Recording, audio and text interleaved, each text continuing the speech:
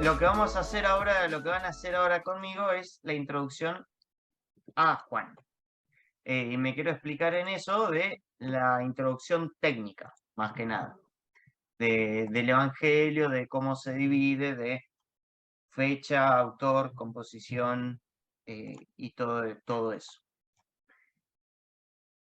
Bien, primero, antes de arrancar a hablar, conocimientos previos de Juan. Cuando yo digo Evangelio de Juan, ¿qué se les viene a la cabeza?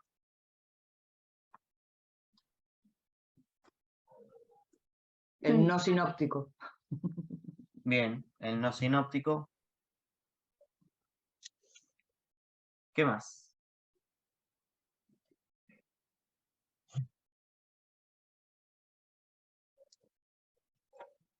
El que habla de signos.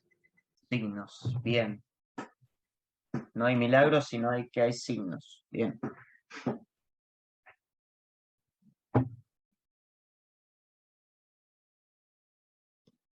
¿Nada más? ¿Estamos tímidos hoy? El más difícil de entender. El más difícil de entender.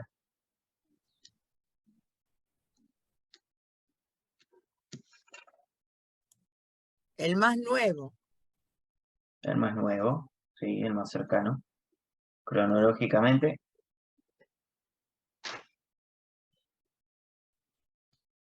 Y si le sacamos... No habla tanto de la infancia, ¿no? Que no habla de la infancia de Jesús, sino aparte de su bautismo. Bien, perfecto, sí. Es como Marcos, no habla de infancia. Y si digo solamente Juan... El Bautista. Bien, podemos pensar el Bautista. O el discípulo amado. El discípulo amado. El autor del Evangelio. El discípulo amado somos todos. Bueno, pero es un modismo, ¿no? Claro. Es una representación de Juan, ¿no? Claro, pero el mismo no se va a decir que es el discípulo amado. Claro, si no, bueno, la humildad al piso. Lo decimos nosotros, muy humilde, ¿no? La representación de Juan bajo la cruz, ¿no? Claro, bien. Sí, Juan el apóstol, Juan lo asociado al discípulo amado, el autor del cuarto evangelio, el autor de las cartas. Bien, justamente a eso vamos. Cuando hablamos de Juan, nos aparecen estas ideas de Juan el apóstol, Juan el discípulo amado, Juan el autor del evangelio, más que nada relacionado al evangelio de Juan. Por supuesto que, como dijo Carmen, también sí, si pensamos en Juan, Juan el Bautista está, incluso es muy nombrado y es muy importante cómo aparece en el Evangelio de Juan. Pero bien, cuando hablamos de Juan, el apóstol lo asociamos a estos, ¿no? Estas tres personajes, estas tres figuras o características que tiene Juan, que vamos a ver si son lo mismo o son tres personas distintas, o dos personas distintas. Y bueno, justamente esto nos trae, ¿no? El problema juánico, como le dicen, del hecho de que, bien, es un evangelio más, pero ¿por qué es tan diferente a Marcos, Lucas y a Mateo? ¿Con qué tradiciones estuvo trabajando el autor que no utilizó por ahí Marcos, o no utilizó Mateo, o no utilizó Lucas? ¿Habrá utilizado a Mateo, Marcos y Lucas para componer su evangelio, o las fuentes esas? ¿O trabajó con otras que los sinópticos no conocieron? Porque hay muy pocas cosas en común que tienen, pero contadísimas cosas en común, no sé si con una mano sola. Esto nos hace sospechar, y incluso a algunos les ha dado una posible respuesta, decir, bueno, que no tiene un origen apostólico. Sí sabemos que Marcos y Lucas no fueron apóstoles, fueron discípulos de los apóstoles. Mateo, podríamos relacionarlo, podríamos decir que sí, fue el del apóstol. Nosotros sabemos que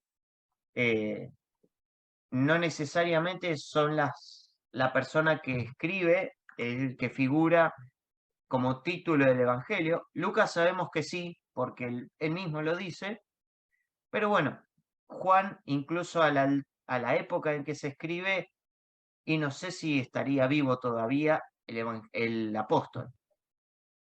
Podría ser un discípulo de Juan el apóstol.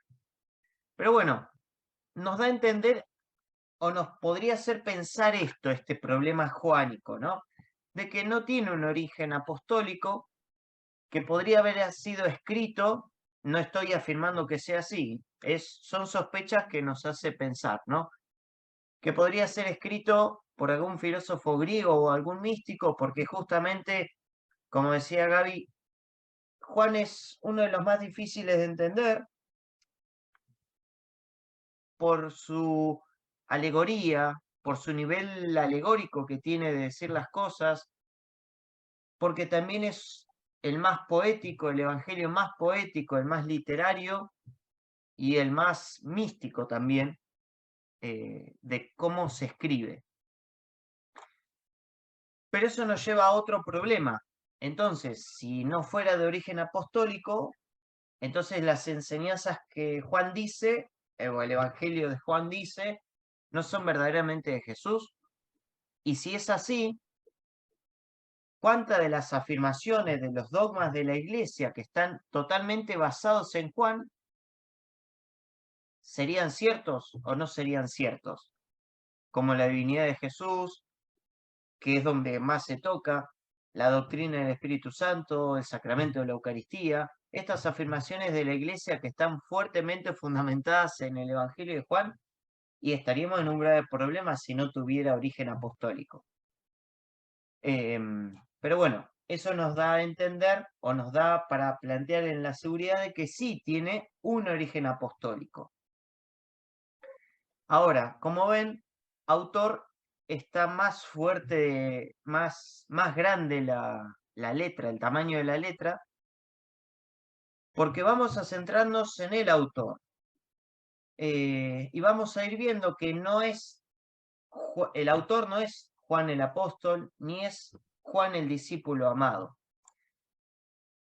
Sí podemos saber que Juan el autor fue un discípulo de Jesús. Podríamos sospechar que fue un discípulo de Jesús que no pertenecía a este grupito de los 12 y que por cómo se expresa habitó o habría habitado en la ciudad de Jerusalén originalmente, porque muchos relatos se lo ubican a Jesús en Jerusalén, en fiestas, ya sea el de la Pascua como otras, y muy pocas veces en Galilea.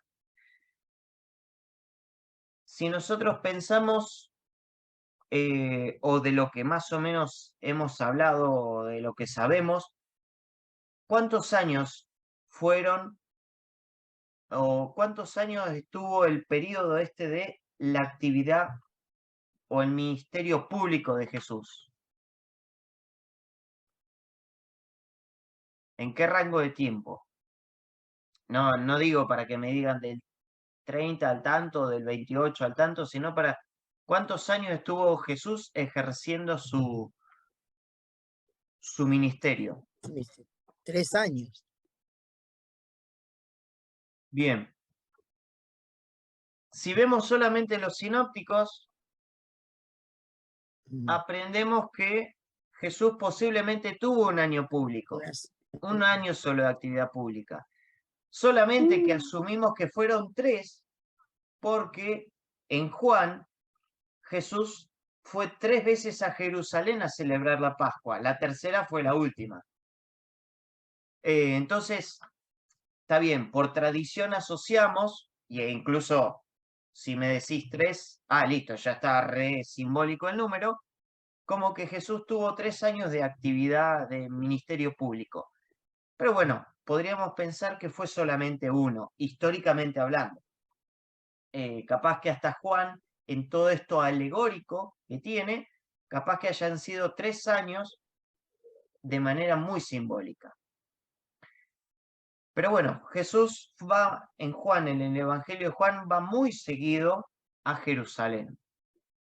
En los otros evangelios, Marcos, Lucas, es como el final de un camino para Jesús.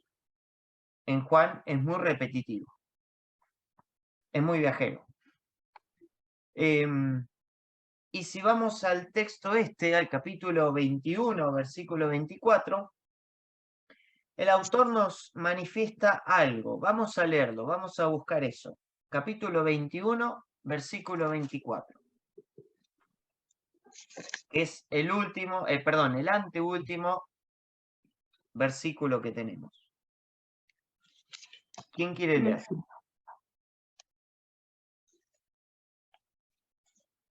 Lo leo. Dale. Este es el discípulo que da testimonio de estas cosas y lo ha escrito y nos consta que su testimonio es verdadero. Bien, vamos a ver de qué discípulo está hablando. O sea, está hablando de alguien más, no de él mismo. Está hablando de alguien más y si vamos unos versículos antes, es cuando Pedro lo ve del otro lado de Jesús al discípulo amado y le dice, Señor, ¿y qué será de este? Y Jesús le responde, si yo quiero que él quede hasta mi venida, ¿qué te importa? Tú sígueme. Entonces se divulgó entre los hermanos el rumor de que aquel discípulo no moriría, hablando por el discípulo amado. Pero Jesús no había dicho a Pedro, él no morirá, sino, si yo quiero que él quede hasta mi venida, ¿qué te importa? Y ahí sigue lo que leyó Carmen, este mismo discípulo, el amado, es el que da testimonio de estas cosas y el que las ha escrito y sabemos que su testimonio es verdadero. Entonces, eso nos da a entender que el autor de Juan, del Evangelio de Juan, depende del testimonio de el discípulo amado de Jesús. Incluso ahí las otras citas bíblicas van a ver que habla de él en tercera persona. Bien, ahí hay un error de tipeo. El autor del Evangelio de Juan habla del discípulo amado en tercera persona. O sea, son dos personas distintas. Al menos que, bueno, podríamos decir, entonces podría ser que el autor habla de él mismo en tercera persona como el discípulo amado. Pero bueno, ahí vamos al problema de humildad del autor. Pero bueno, podríamos pensar, o podemos pensar, o ya saber que habla de otro. Uno es el autor y otro es el discípulo amado, que también escribió cosas, como lo habrán hecho tantos discípulos o apóstoles de Jesús, que bueno, hay algunos que quedaron fuera del canon. Entonces, vamos a quedarnos con este Juan autor, con este autor de Juan, que por lo que sabemos de él está muy familiarizado con las tradiciones judías de la primera alianza, hasta incluso sabe muy bien de la liturgia del Templo de Jerusalén.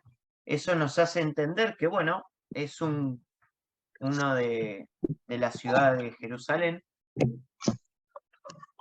que vivió ahí o que nació ahí, que residió ahí, y que también pertenece a estos judíos helénicos, a estos judíos de la diáspora, no que son judíos de Israel, sino nacidos en otra parte, que sabe muy bien el hablar griego y está muy influenciado por el pensamiento. Que eso no sé cómo lo habrán tocado, pero seguramente vieron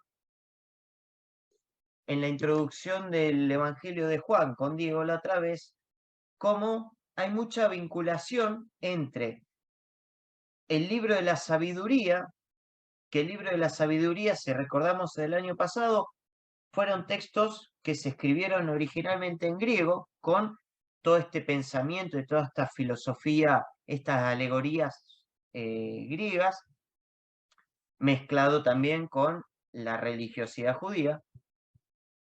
Entonces, por eso podemos ver que el Evangelio de Juan usa mucha alegoría, es muy poético, muy místico, pero también tiene mucho de esto de filosófico, de un filosófico griego, sin perder el conocimiento judío de la primera alianza, ¿no? Por eso también nos puede suceder que es muy difícil entender a Juan. Preferimos otros, Marcos es mucho más sencillo, Mateo y Lucas son los más conocidos, y preferimos eso a Juan. Pero bueno, Juan también tiene su contenido suculento que ha dado para nutrir bastante nuestra tradición, nuestra doctrina cristiana. Perdón. Pero hay que hacer una aclaración.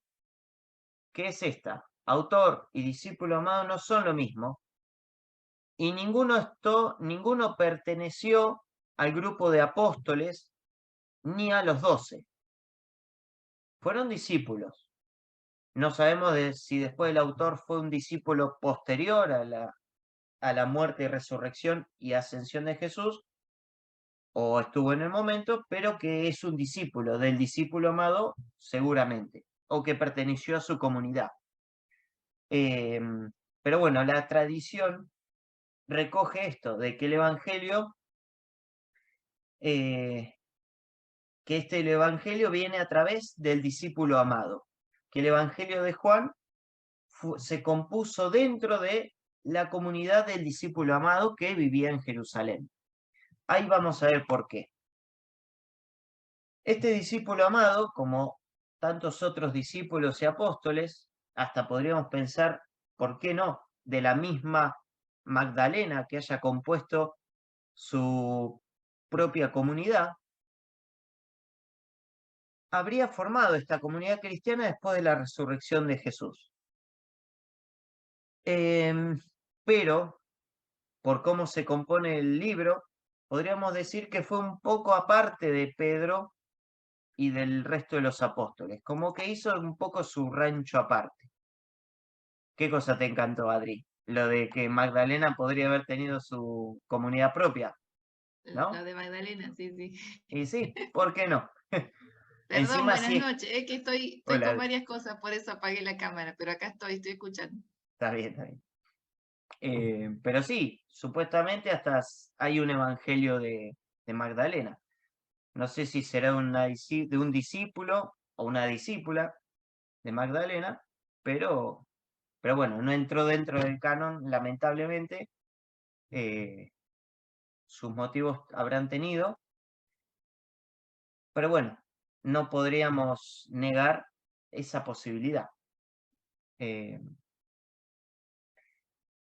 Pero sí podemos saber esto, que hay una comunidad del discípulo amado y que el autor del Evangelio de Juan perteneció a eso, que tuvo testimonio de ese discípulo amado.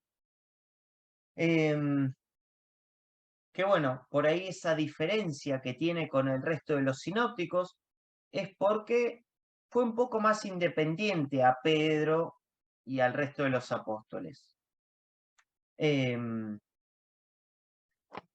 ¿Y por qué es tan particular? Porque tiene tantos textos que no aparecen en los otros y viceversa, ¿no?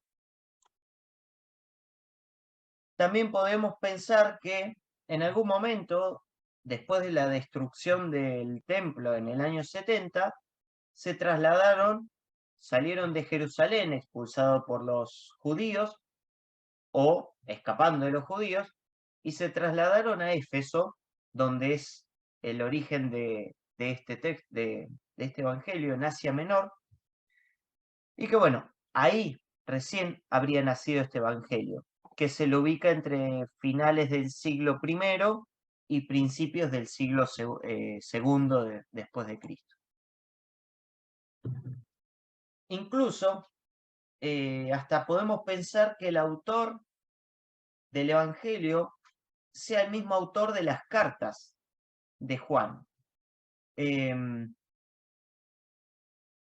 Que justamente en la primera carta se nos relata un hecho desafortunado que tiene esta comunidad, por la cual se provoca una cierta división, que, bueno, se habla de falsos maestros que hay dentro de la comunidad, que, bueno, a la larga sabemos que eso es como los orígenes, los principios de esta secta de los gnósticos.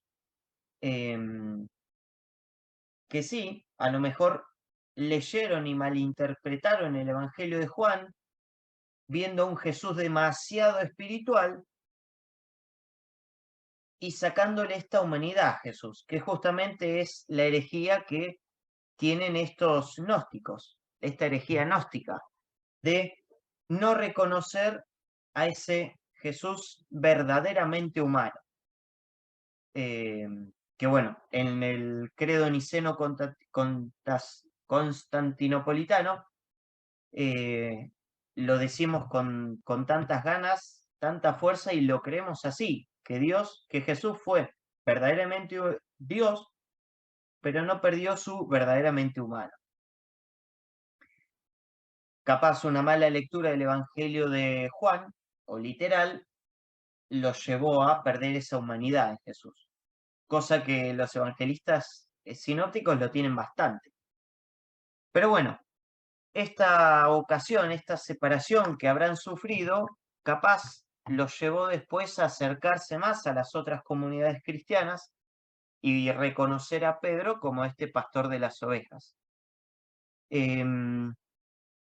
Esto lo evidenciamos justamente en esa escena donde sería el capítulo 21, versículo 20, donde dice que Pedro seguía a Jesús y ve que también el discípulo amado sigue a Jesús. Es como estas dos comunidades en conflicto, justamente la cristiana con la tradición de Pedro, que se cuestiona, ¿y estos qué? Que se abrieron, que hicieron por ahí su ranchito aparte.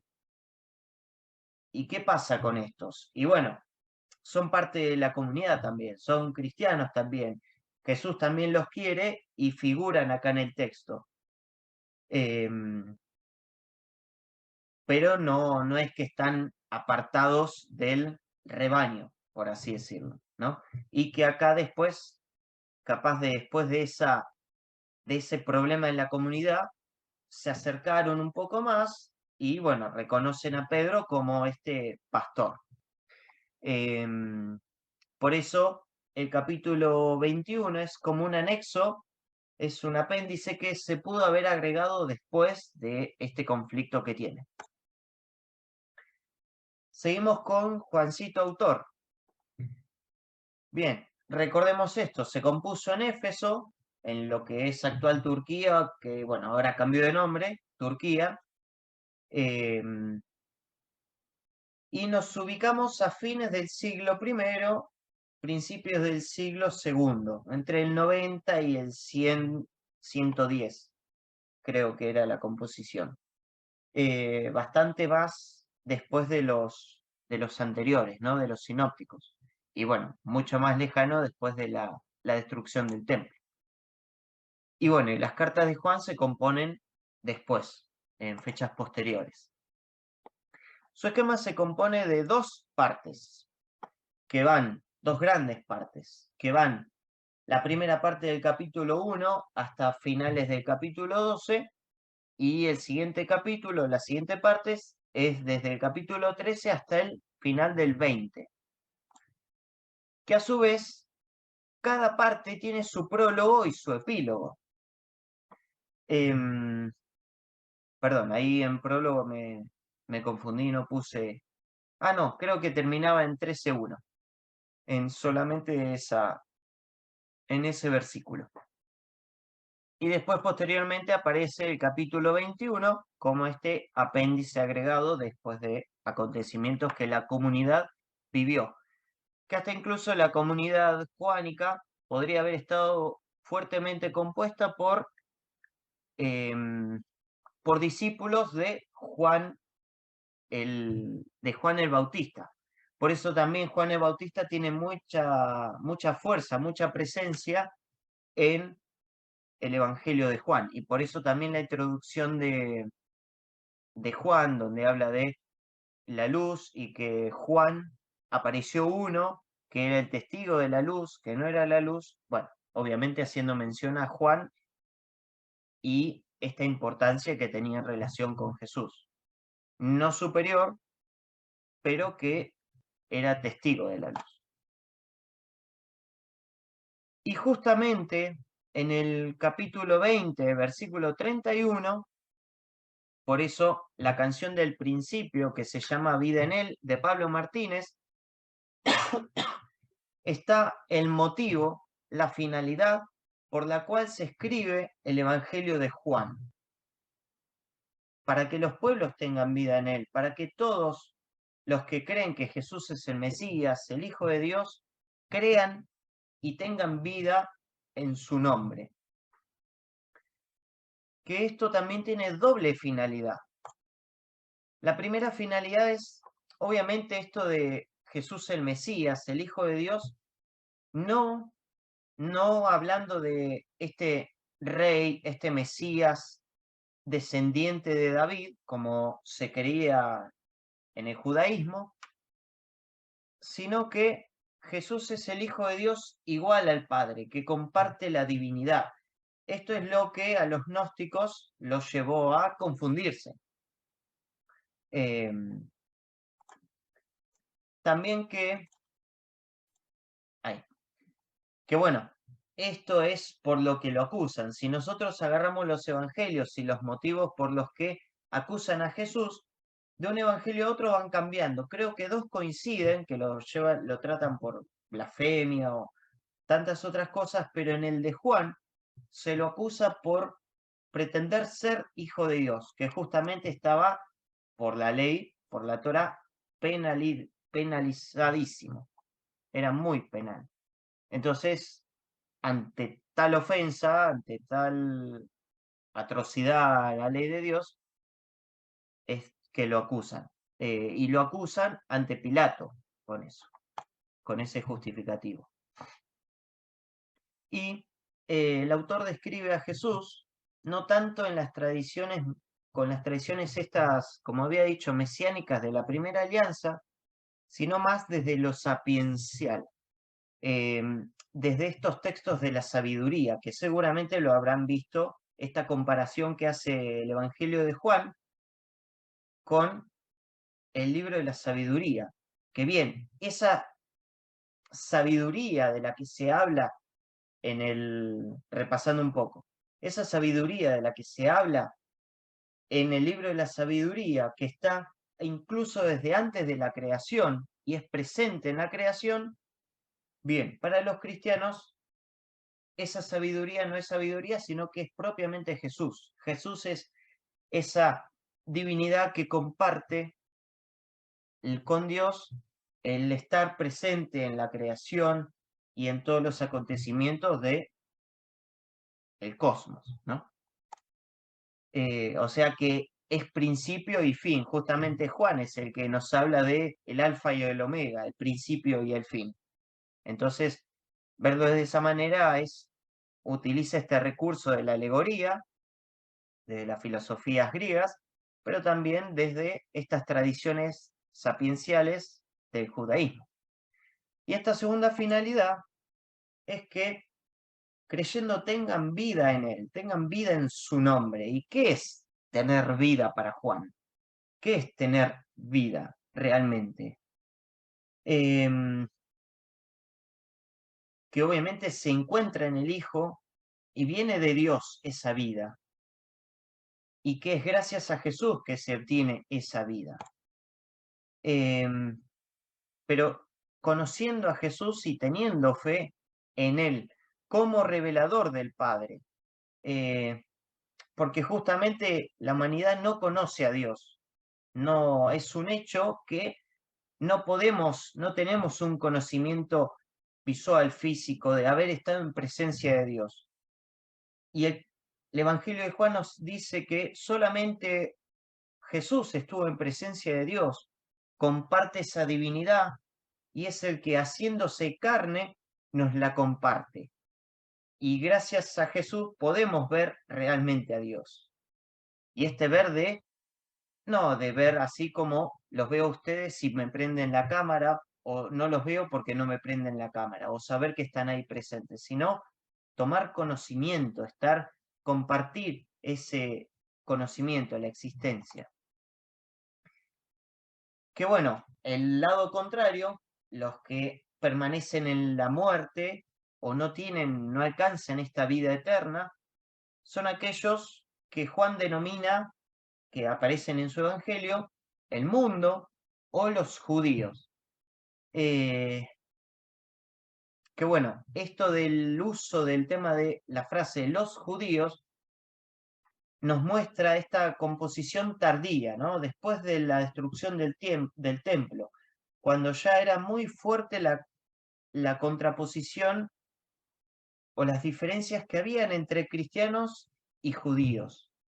O sea, que Juan diga, o que ustedes lean en el Evangelio de Juan, que digan los judíos, tal cosa, es como decir ellos y nosotros. A ver, los apóstoles eran judíos. Los discípulos, el discípulo amado era judío. Jesús era judío. Pero es para él lo usa, el autor lo usa para hacer esta diferencia. Y ojo, no estamos hablando de los judíos de la actualidad, ¿sí? No tomarlo en este sentido actual. Cuando Juan habla de los judíos, podemos intercambiarlo directamente por enemigos o adversarios, justamente porque para el cristiano de la época el judío era en su momento su adversario, era el que lo perseguía o el que lo había perseguido, el que lo había separado del templo, el que lo había alejado de la ley, de la Torá y todas esas tradiciones que venían trayendo y que bueno, después el cristianismo fue haciendo su camino aparte. Recordemos que el cristianismo nace como una secta dentro del judaísmo. Pero bueno, si tomamos el Evangelio de Juan y todas estas partes donde aparece judíos, las cambiamos por enemigos o adversarios, está perfecto. Pero no es obviamente a modo de discriminar y en el modo del judío que interpretamos hoy, ¿no? No va por ese lado. ¿Alguna pregunta hasta acá? ¿Alguna duda, alguna aclaración que quieran agregar? Me gustaría, buenas tardes a todos, disculpen mi llegada tarde, tengo media falta. Bueno, quería agregar, no sé, a lo mejor lo dijiste en otro momento en el que no estuve, pero me parece que como venías, esto de los judíos, hay que diferenciar a los hebreos, como bien dijiste por ahí muy rápidamente, tal vez, porque el pueblo hebreo era una cosa, porque Jesús es el hebreo también, etcétera, pero el judaísmo justamente, ese que encarna este evangelio, es aquel que se pone mucho más rígido por el tema del cumplimiento en el digamos, después del templo, ¿no? O sea, de esas normas que se encontraron después, digamos, de la vuelta, de todo aquello, es la parte más dura que se pone. Entonces, obviamente, suena con lo que decía Juan, de la confrontación, tal vez, ¿no? Con esto. Es como que o cumplís la ley o sos otra cosa, ¿no? Gracias. Gracias. No sé si me expresé. Sí. Sí, que esta forma de ser estricta, o el judío como lo conocemos ahí de la época de Jesús, nace con los macabeos.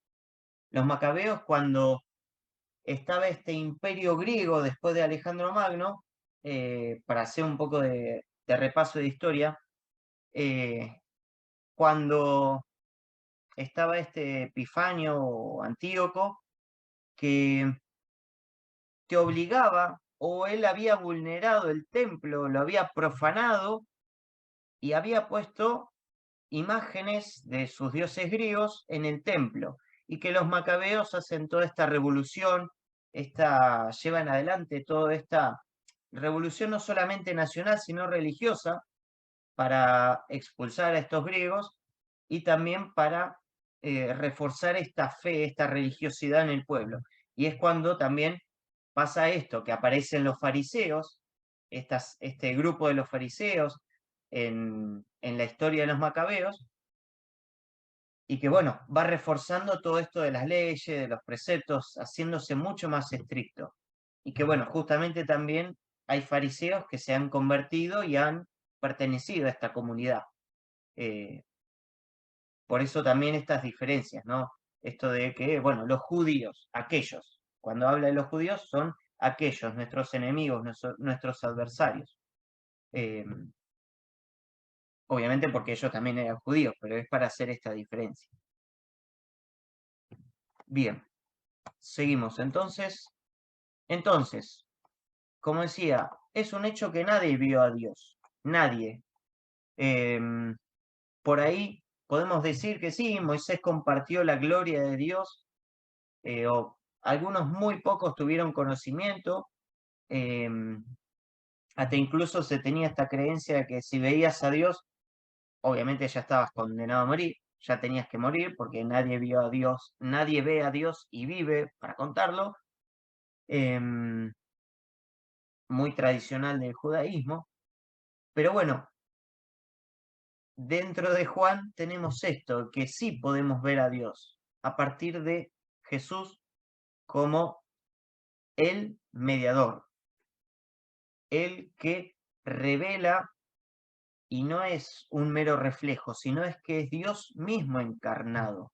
Esa divinidad que Dios tiene, Dios te la muestra acá en la tierra.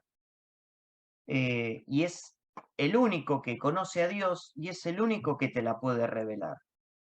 No es un profeta más que viene a hablar, es la palabra misma de Dios hecha carne. Es el verbo hecho carne.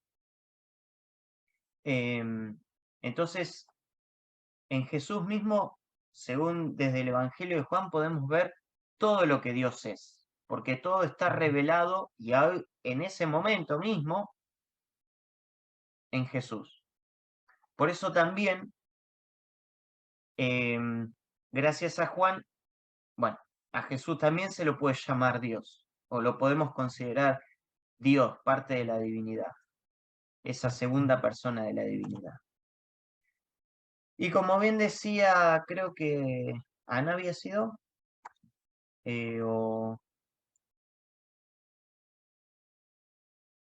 Bien, bueno, creo que había sido Ana, esto de que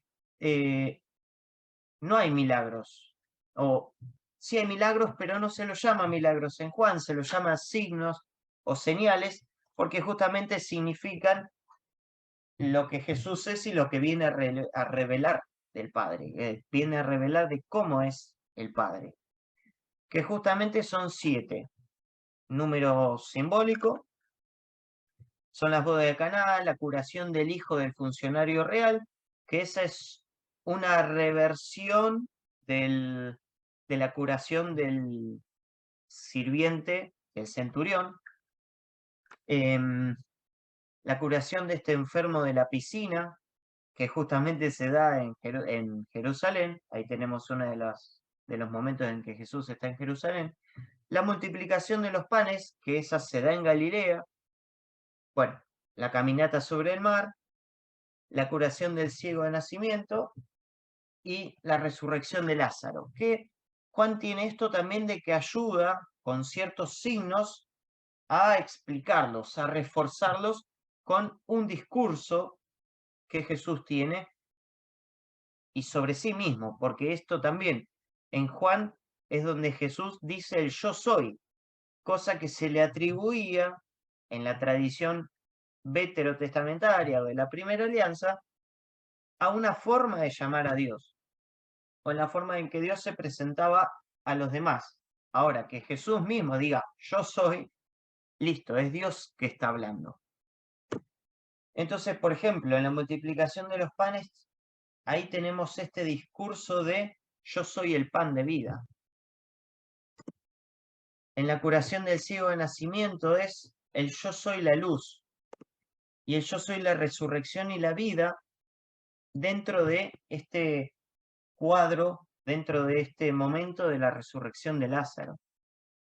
esos son estos grandes discursos que Jesús da en el Evangelio de Juan y que, bueno, vienen a explicar o significar, darle este significado a estos signos o señales que se dan dentro de su Evangelio. Acá les muestro una comparativa que bueno, encontré repasando el curso de los Evangelios que hice hace un par de años, que fíjense el uso de palabras que tiene Juan comparado con los otros evangelistas, y que son diferencias bastante grandes. Por ejemplo, esto de la aletheia, de la verdad, Juan lo utiliza 46 veces en comparación a Mateo, Marcos y Lucas, que lo utilizan entre 2 y 3. Esto del conocer, que el conocer es formar parte de la esencia, conocerlo, pero en esencia, ser parte de la esencia. Esto de la vida de los judíos, el mundo, cómo se utilizan las palabras. Fíjense que justamente testimonio es martirein, o sea, del martirio. El martirio es dar testimonio. Bueno, de Dios, enviado, ser enviado, guardar, manifestar, luz. Y bueno, y después hay otras palabras que se utilizan mucho más en los sinópticos y en Juan ni aparecen. Bueno, viendo ahora, aparecen solamente 5 de la palabra basileia, cuando hablamos del reino o el reinado. Y después nunca dice evangelio, fuerza, llamar, purificar o limpiar, proclamar, esta conversión o parábola. Hay mucha diferencia, muchísima diferencia, que bueno, podemos verla por esto, o este apartado que tuvo en su historia la comunidad de el discípulo amado, o de este Juan autor, o también el cómo quiso enfocar su evangelio. Y que bueno, esto es al tema también que nos llevaba, ¿no? De decir, entonces, Juan el evangelista, ¿quién es? ¿Es un autor cualquiera? ¿Es el discípulo amado? ¿O es el apóstol? Sabemos que el apóstol no es. Sí, podríamos pensar que el discípulo amado podría ser Juan, pero habla de él en tercera persona. Puede ser un recurso literario que usa, o puede ser también justamente esto del discípulo amado, este recurso literario para que vos te posiciones en esa figura del discípulo. O bueno, justamente es este autor que perteneció a la comunidad de Juan el Evangelista. El autor de Juan perteneció a esta comunidad del discípulo amado, ya que habla de él en tercera persona y habla diciendo de que justamente recibió testimonio de esa persona. Y después de esto, a mí me surgieron algunas preguntas, que podemos pensar otras, podemos hablar de las respuestas que nos surgen acá, a estas preguntas que yo traigo, pero es en esto del conocimiento, ¿no? ¿Qué conocimiento de Dios tengo gracias a conocer a Jesús? Y cuando hablo de conocer a Jesús, no, que fue un varón judío, que bueno, que hoy hablamos de carpintero, pero que era un obrero en su época, de que vivió en tal lugar, que fue en esta fecha, no tanto ese conocimiento cronológico, histórico, sin perder la humanidad de Jesús, pero en su humanidad, conociendo esa humanidad de Jesús, los signos o milagros que hizo, gracias a él, ¿qué conozco de Dios? Y otra pregunta, ¿qué conocimiento de Jesús tengo? Y este conocimiento en el que no es un saber académico o un saber mental, sino que va más allá, va en un explorar el interior y conocer la esencia de la persona o de Dios en este caso. bueno, de Dios nunca vamos a conocer la totalidad de la esencia, pero por lo menos Jesús nos da un gran pantallazo y podemos ir descubriéndola personalmente en el transcurso de toda la vida. ¿Qué otras preguntas les puede surgir a partir de lo visto en el Evangelio de Juan? Podemos compartir la respuesta a estas preguntas o preguntas que uno se va haciendo, uno se puede comenzar a hacer a partir del Evangelio de Juan. Abrimos los micrófonos ahora.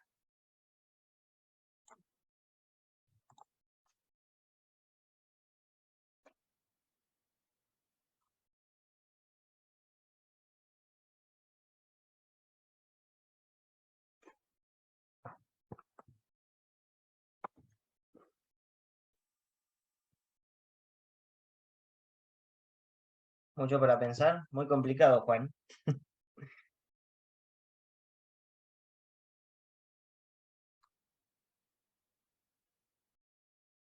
Espero que lo de su época lo haya entendido mejor que nosotros.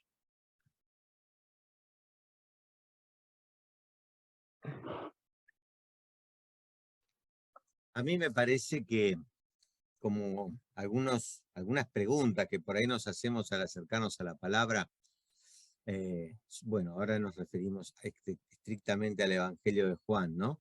Con su complejidad, con tantas otras cosas que escuchamos durante tanto tiempo que nos dijeron que era y que tenemos que, como diría Jacques Derrida, filósofo, no me acuerdo de qué origen, argelino, de la deconstrucción, ¿no? Tenemos que deconstruir a veces muchas cosas que hemos aprendido porque las ciencias bíblicas hoy en día nos dan muchísima riqueza para poder comprender y abrir mucho mejor nuestro conocimiento, que no quita perfeccionarnos en la fe, digamos, ¿no? Porque la fe no es que tiene que ser algo estanco, me parece a mí, sino más bien algo dinámico que se llena y se va creciendo todos los días.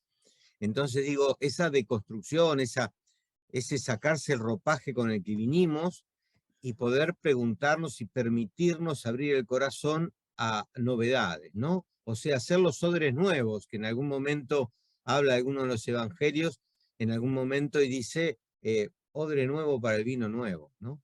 Si estamos dispuestos a cambiar esa madera, ¿no? O quedarnos con la vieja escuela, que por ahí nos estanca. Yo entiendo, ¿no? Porque a mí me ha pasado. Yo también vengo de ahí, ¿no? Pero tener que dar el permiso a la cabeza y al corazón para abrirnos a nuevas cosas es toda una decisión, es toda una cuestión de también, con muchos miedos a veces, de no caer o a lo mejor en un gnosticismo, porque nos quedamos solo en lo intelectual, allá arriba, digamos, ¿no? O sea que es todo un intelectualismo y perdemos la calidad de la miel de la palabra de Dios, que es lo que ilumina nuestra vida, saborea nuestra vida. Por eso me parece que la pregunta, con este preludio que intenté aclarar de dónde surge esto, yo me preguntaría qué cosas nuevas me puede dar este evangelio, ¿no? Y tratando de, como siempre, que el Espíritu nos ilumine, sin atragantarnos a nuestro paso, cada uno en su tiempo, porque cada uno tiene su proceso de fe y cada uno a su nivel de conciencia, también tiene que dar respuestas a este Jesús, ¿no? Porque la fe es una respuesta viva al amor de Dios que nos primerió, diría el Papa. Entonces, esto de ir descubriendo nuevas cosas, de ir cruzando caminos, de ir diciendo, mira vos, yo me sabía que esto era lo otro, o que me dijeron que, pero todavía no me tiro, ¿no? Bueno, tenemos el derecho también para tener este pequeño margen de duda. El Espíritu dará en su momento, ¿no? La caída de la ficha para ir creciendo, pero me parece que esta es mi pregunta, en mi caso. ¿Qué me está aportando de nuevo? ¿Qué otra riqueza puedo tener para que este hermoso evangelio, raro, difícil, tardío, novedoso, bueno, con todo esto que estuvimos hablando y más que falta, ¿no? Porque esto es una muestra gratis, lo que hizo Juan, de todo lo que podemos llegar a desarrollar todavía, ¿no? Yo, por ejemplo, cuando intercambié una vez estas palabras con un sacerdote respecto de, bueno, pero hoy en día ya hay muchos biblistas que no están diciendo que Juan es él. No, no, no, pero esto es así. Es como que le zarandeaba la estantería, ¿no? Y le estaba provocando que él tuviera que volver a estudiar o actualizarse, ¿no? Entonces a veces nos quedamos con el librito de nuestra catequesis. Yo bendigo a Dios haberme encontrado con el Instituto Raspanti y un loco como Osvaldo Napoli, que no es que me hizo creer otra cosa, sino que me abrió puertas y me puso una inercia de poder empezar a buscar otras puertas detrás de esas puertas. O sea, porque no está todo dicho, porque la revelación se revela todos los días. Si bien Jesús es la última palabra del Padre, pero nos lo sigue diciendo todos los días, descubriendo a este buen Dios, a su amor apasionado por nosotros. Entonces me parece que, wow, ¿no? ¿Cuál es el desafío que hoy tengo? Y tal vez mañana será otro, ¿no? Gracias, no quiero acaparar el micrófono. Gracias.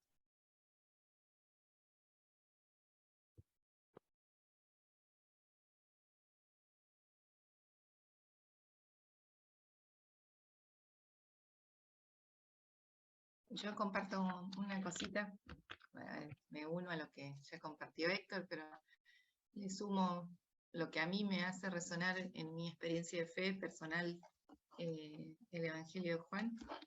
Me anima a pensar a Jesús en las imágenes que son simbólicas para mí, para mi vida.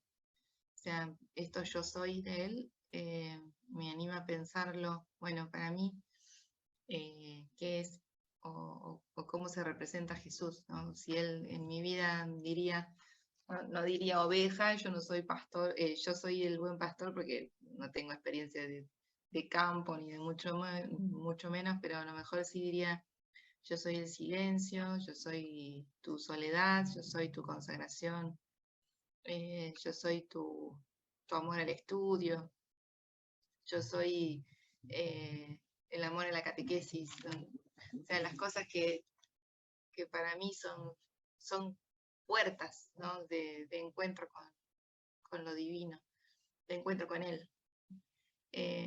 Yo soy casa, soy bueno, y especialmente silencio, que a mí me gusta tanto, y que pues yo encuentro a Jesús en estas cosas. Bueno, por un lado eso, ¿no? Juan me invita a pensar, bueno, cuáles son los yo soy a través de los cuales Jesús se manifiesta en tu vida. Y después, por otro lado, me traiciona mi amor a lo marianista y Juan regala a María, ¿no? Y esta imagen hermosa de María al pie de la cruz. Y la frase de, bueno, llévala a tu casa, ¿no? He aquí a tu hijo, he aquí a tu madre. Bueno, eso, ¿no? Especialmente me fascina, me encanta. Y bueno, y eso lo regala Juan.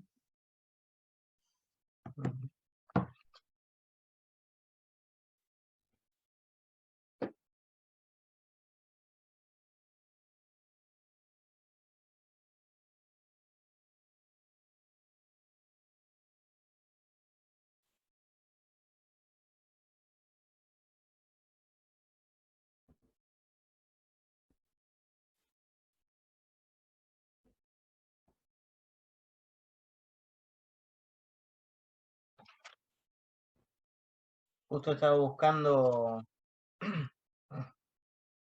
el diálogo este que tiene con Nicodemo, Jesús en una parte que justamente le dice esto de renacer, ¿no? Y que Nicodemo le pregunta, ¿cómo un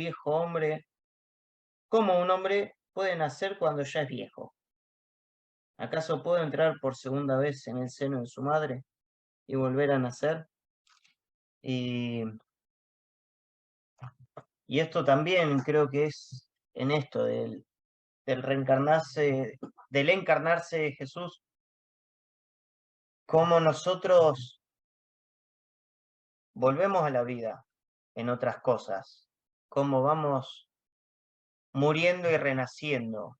Me acuerdo que un judío en un momento, en un video que solía circular, hablaba del saltamontes, cómo a veces la carcasa, el esqueleto, el exoesqueleto que tiene le queda chico y lo tiene que romper para crecer.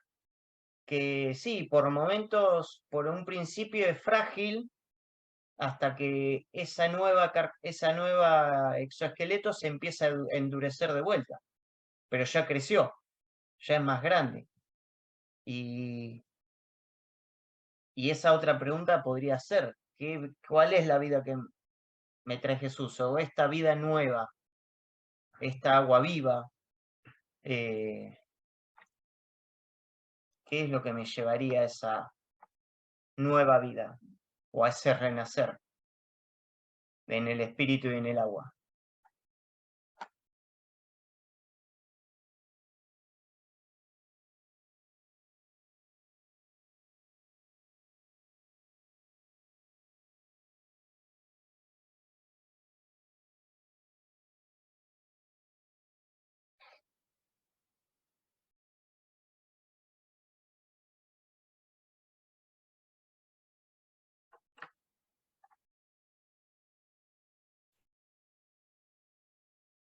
¿Alguien quiere compartir algo más?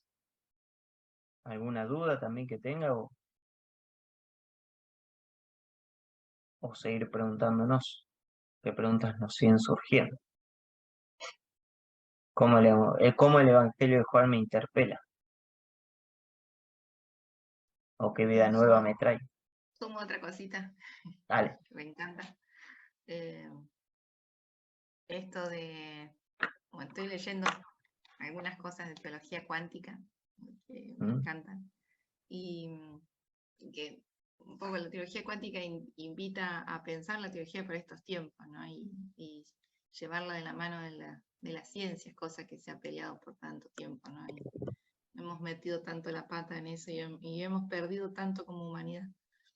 Pero la imagen esta con la que empieza el prólogo de puso su tienda entre nosotros, es como pensar esto, ¿no? Bueno, ¿cómo son los tiempos que vivimos? Y la importancia y la necesidad de seguir armando la carpa en esta tierra, para este tiempo, para esta gente, ¿no? Y no la gente del medioevo, ni del siglo pasado, ni siquiera de hace 20 años, porque ya en estos 20 años las cosas han cambiado muchísimo. Y el desafío de que la tienda siga siendo la misma, no la de Jesús, no la de otro, pero que siga siendo la de Jesús, pero armada en esta tierra, porque si no se nos cae todo y no hay parantes, no hay soga, no hay... Y bueno, soy una convencida de que si no innovamos, no evolucionamos, como, bueno, el Evangelio de Juan invita mucho a esto, ¿no? Lo que decía recién, cuáles son las imágenes que hoy le hablan a la gente de Dios. Si no pensamos un poco de la mano de la ciencia y de la mano de este tiempo, el Evangelio es responsabilidad nuestra, ¿no? La transmisión de la fe es nuestra responsabilidad, no de nadie más, ¿no? Somos de la gente de este tiempo y para este tiempo. Bueno, eso.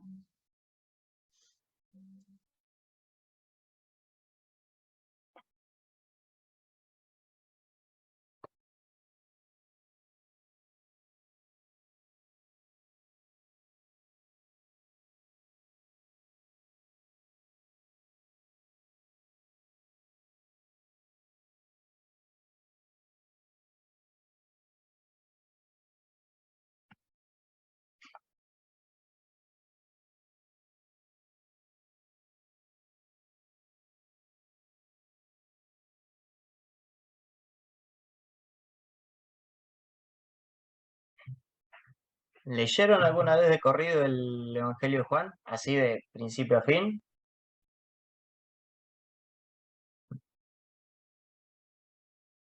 No se escucha, Maru. Estaba silenciada.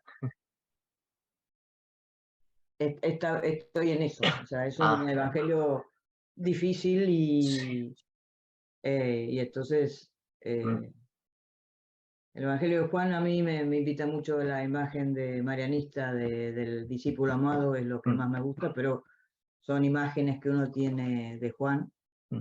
y es cierto que el yo soy es lo muy lindo, ¿no? O sea, el yo soy o lo que somos o lo que debemos ser o lo que somos en este momento, ¿no? En cada momento él es algo distinto y ese es el compromiso de poder compartir, ¿no? El otro día tuvimos reunión de grupo acá, después España va muy lento, después de 2 años volvimos a tener un grupo que nos habíamos juntado y la necesidad de la gente de vivir a Jesús, no de hablar de Jesús. Y eso cuesta muchísimo, porque la reunión se terminan yendo en intelectualidades y es muy difícil volver a traer al grupo a pensar lo que es Jesús para mí o qué es, ¿no? El vivir a Jesús. Eso para mí es lo más difícil de compartir y es el compromiso nuestro para que la gente crea en el Jesús de hoy, el del siglo XXI, ¿no? Así que bueno, el Juan me invita a eso, a hacer lo posible en un siglo XXI, en una teología cuántica que me encantó eso. Ya no me pasarás algún dato de eso.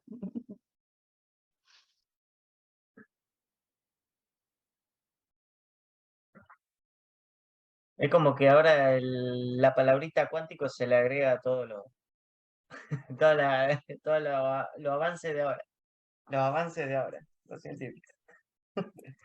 Es Y como que queda muy no sé si recordarás, Juan, que, bueno, a mí me tocó en la última materia, ya terminando mi profesorado de Ciencias Sagradas, me acuerdo que teníamos catequética 4 con Osvaldo, y Osvaldo allá al lado de la casa, en el Paraíso, que es la quinta donde compartíamos ese verano maravilloso, él decía, con esas manos enormes, ¿no? Y esos ojos grandotes, dejaba clarísimo el mensaje y lo marcaba a fuego.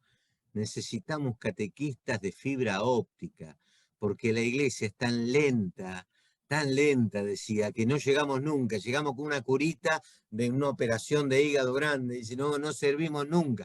Tenemos que catequistas de fibra óptica, o sea, tenemos que ir a la velocidad de la luz. Una fuerza, con eso me quedó acá, pero grabado a fuego, ¿no? Y es un poco esto cuántico, ¿no? Esto que nos lleva a la voracidad del tiempo, cómo se nos va discurriendo de las manos, ¿no? Se nos diluye. Qué imágenes. Sí, el salto cuántico es necesario.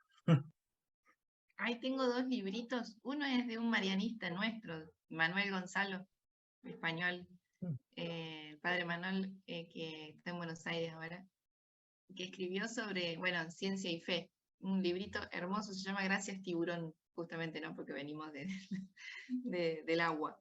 Y une el tema de la ciencia, es muy bonito, muy simple también. Y hay otro de Murchu, que también es muy, muy sencillo, pero súper profundo sobre esto. Y me gustó mucho, por eso lo estoy leyendo. Así que se los paso, si quieren. Sí.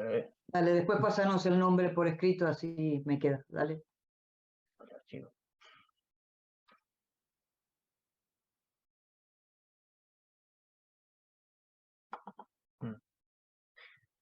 Sí, Maru, incluso vos lo que decías de estas charlas que están haciendo del Jesús que vivimos. Porque así corremos el mismo peligro de la comunidad de Juan, que nos caemos en el gnosticismo, sino un Jesús que queda en el Evangelio y está encerrado acá. Y bueno, por ahí lo liberamos cuando lo sacamos del sagrario. Pero Sí, o repetimos lo que no entendemos, pero que estudiamos en la catequesis. Y la sí. gente repite cosas y cuando le preguntas más profundamente no entienden lo que están diciendo. Entonces hay que volver a reescribir, ¿no? Algunas cosas con un lenguaje que no esté corrupto, porque hay cosas que la gente repite y el significado de esa palabra es, ¿no?, la resurrección, esas palabras que son clásicas en el catolicismo, en el cristiandad, más de este lado que la cristiandad pegó tanto, y la gente repite y no entiende, ¿no? O sea, esa disyunción, ¿no? por algo no son palabras que no existen. Por algo son palabras que no existen en las lenguas árabes. Sí, pero a mí me decepciona. Vos tenés que, acá todavía tenés que explicar que la manzanita no es de verdad. Y llega un momento que te decepciona tener que explicar o tener problemas con un padre porque a un chico adolescente le explicaste que la manzanita no es de verdad. Entonces llega un momento que uno pierde ese. En el mundo de la física cuántica, ¿cómo podemos estar pensando que la manzanita es verdad? Pero entonces tenés que ser un acto de paciencia muy grande que a veces me cuesta.